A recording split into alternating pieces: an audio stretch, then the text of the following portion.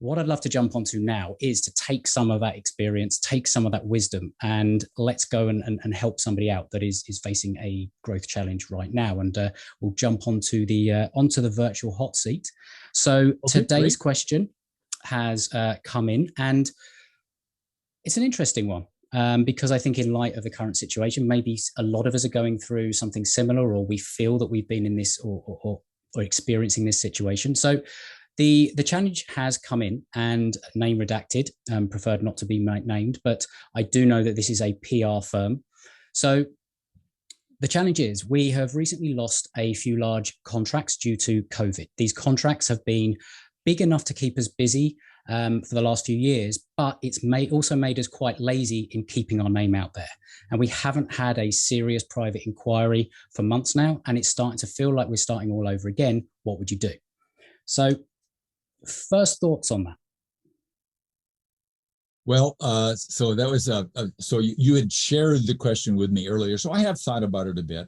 And so what I'd like to do is I'd like to answer the question so that everybody, including the woman that asked that question, would be able to benefit. And that is, first, I mentioned earlier that we are, I use the word program. What I mean by that is we've been taught over and over and over again to do various things.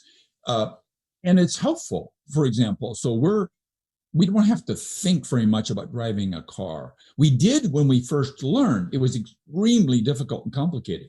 But now you don't think about it. All you think about is getting to such and such a place, and you go do that. Back to our business, we've been programmed, and we still are. There's huge, huge pressure to be a lemming, to follow the crowd, to listen to the experts, to be ordinary. And so part of that is the environment we're in is a crisis caused by a pandemic, right? No, that's not it. It's just another adversity that's in your way that came from outside. It's got nothing to do with you. And so your choices are deal with the circumstance as is, i.e., deal with the hand that you're dealt, or forget about that notion and go, Adam, as you just said, that little, I envision red fish, the little red fish leaving the school and doing it differently. So that's kind of part one is whatever in the world everybody else is doing in the PR industry or whatever industry you happen to be in with a similar sort of a situation, don't follow the industry, because they're all just in the middle of that bell curve. They're all average. They're doing what the average does. So instead, be that red fish, jump out and do something differently. And maybe the first thing, Adam, you kind of teed it up, and that is maybe those are the wrong clients in general. Because one thing's clear about those particular clients, they are lemmings. They are following the crowd. If you think about it, in a situation like this, you should be double spending on public relations. You shouldn't be backing away.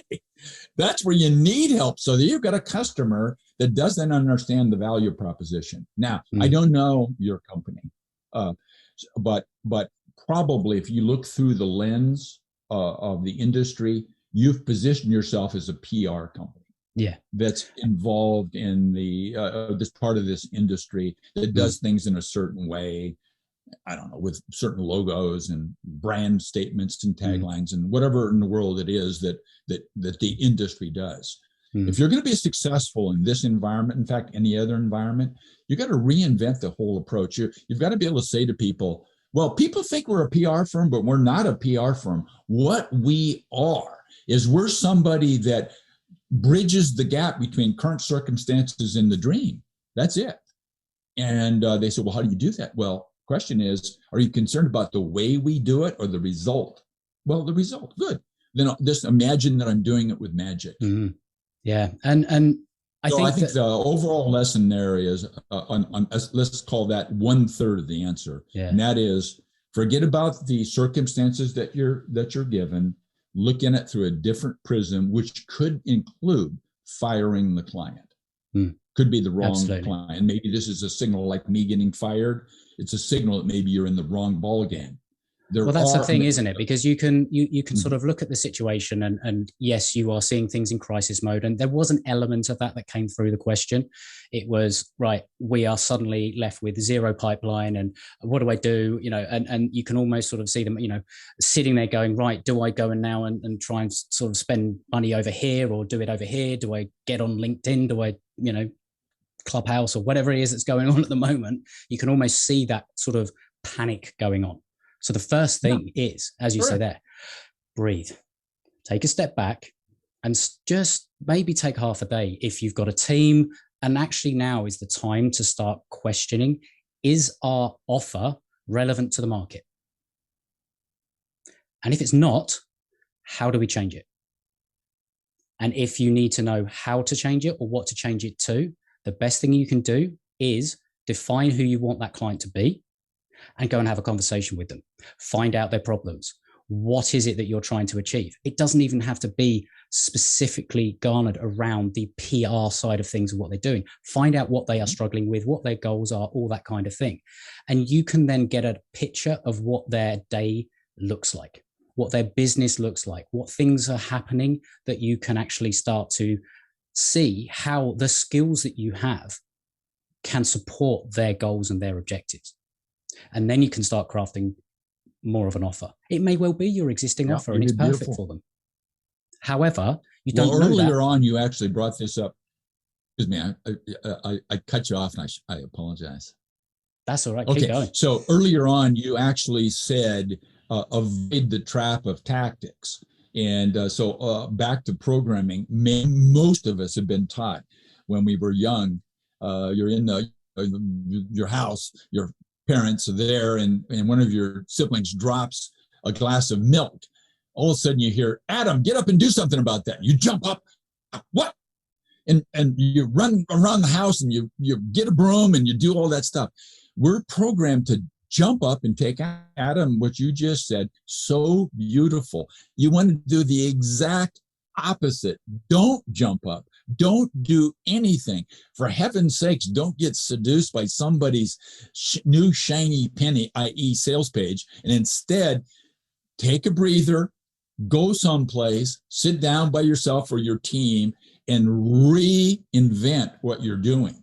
Reinvent it totally. In fact, don't do anything. Just sit there and let the universe give you some input if you want.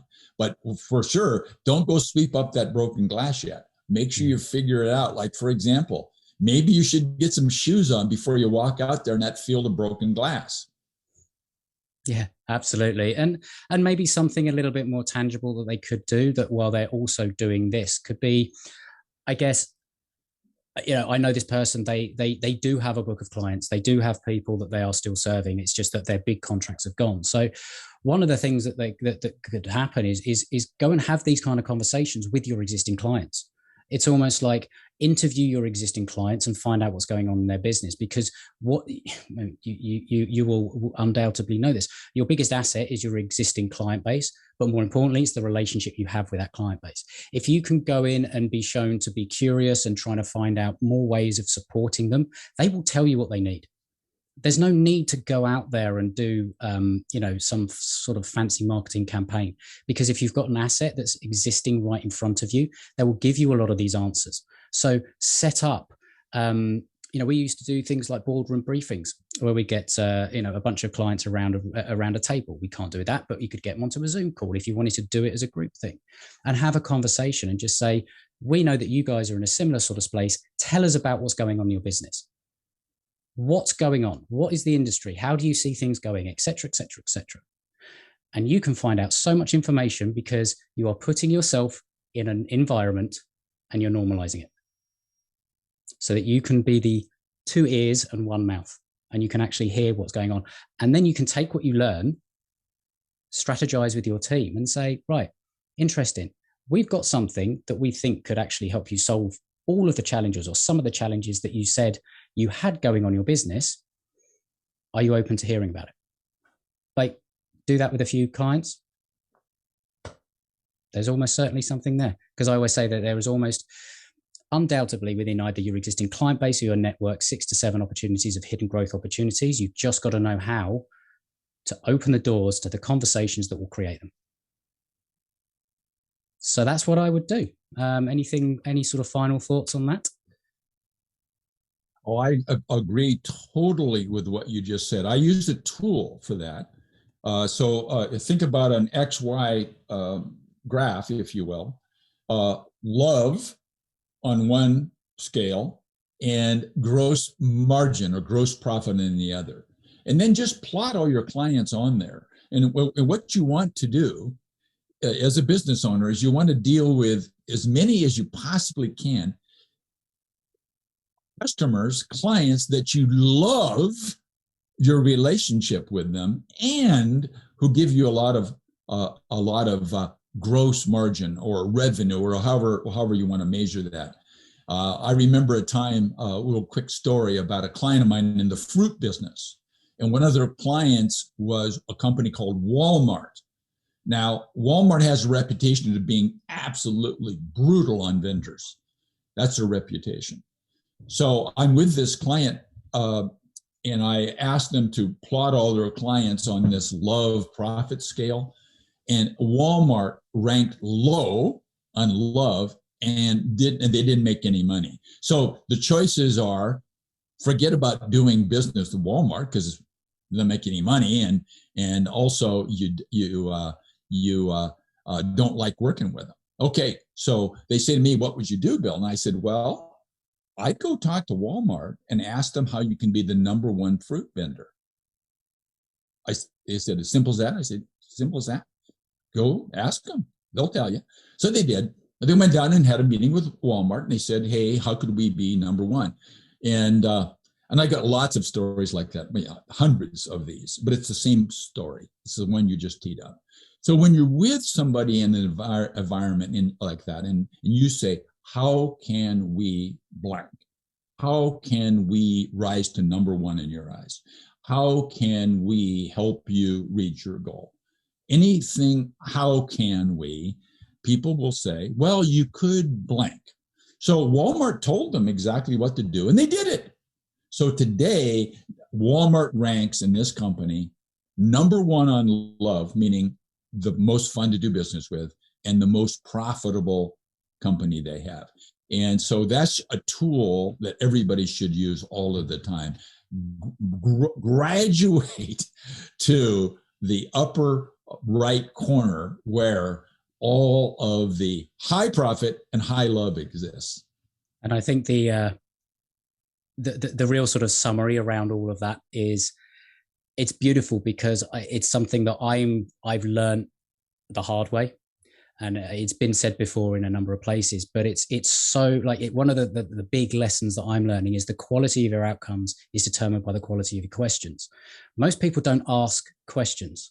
It's a little bit like your example right at the beginning about being told to have a house in Palo Alto. You didn't ask the question. Why? Oh, right. Most people are either scared to ask a question or they don't know the right question to ask because they're not comfortable enough to hear the answer. Good way to put it. So one of the key things that you can do is go and ask questions. Actually talk to your market, your clients, and all the rest of it. Even the ones you don't like working with, or even the ones that you've had a sketchy relationship, because you actually want to hear the negative answers. How can we do better? What can we do to improve? You should talk to prospective clients too and say, "I'm not coming to make a sales question whatsoever. I'm doing some market research. Would you be interested in participating?" Yeah. And you go and you say, "Hey, if you were to found a public relations firm, what would you want it to do for you?" And they'll tell you what they want. Yeah. Lo and behold, new product, new service. Yeah. And it's such sometimes these simple things are the most effective, but sometimes it's the thing between our ears that make it the hardest to do. Go and ask questions, talk to people. So yeah, that's a fascinating, I hope that has helped the lady that sent this in, and I will be making sure that she knows that it's been featured.